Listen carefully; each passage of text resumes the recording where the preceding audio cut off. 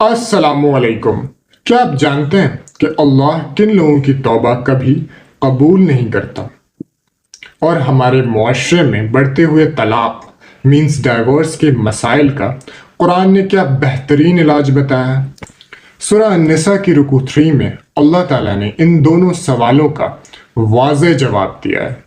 बिस्मिल्लाहिर्रहमानिर्रहीम।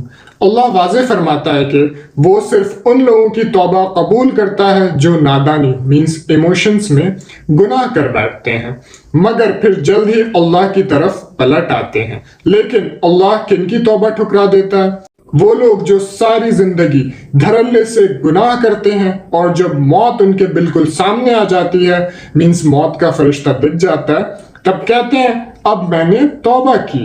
ऐसे लोगों और कुफ्र की हालत में मरने वाले की कोई तौबा नहीं। इसके बाद अल्लाह शौहरों मीन्स हस्बैंड्स को एक अजीम हुक्म देता है, वआशिरुहुन्ना बिल मारूफ मीन्स और अपनी बीवियों के साथ भले तरीके से जिंदगी गुजारो।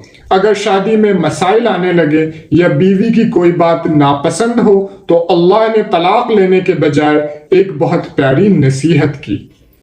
अगर वो तुम्हें पसंद ना आए तो हो सकता है कि तुम किसी चीज को नापसंद करो और अल्लाह उसमें बहुत सारी भलाई मीन्स खैर रख दे। आखिर में अल्लाह ने सख्ती से मना किया कि अगर तुम किसी वजह से बीवी को छोड़ भी रहे हो तो जो माल मीन्स हक महर तुमने उसे दिया था उसमें से कुछ भी वापस मत लो, ये एक खुला गुनाह है।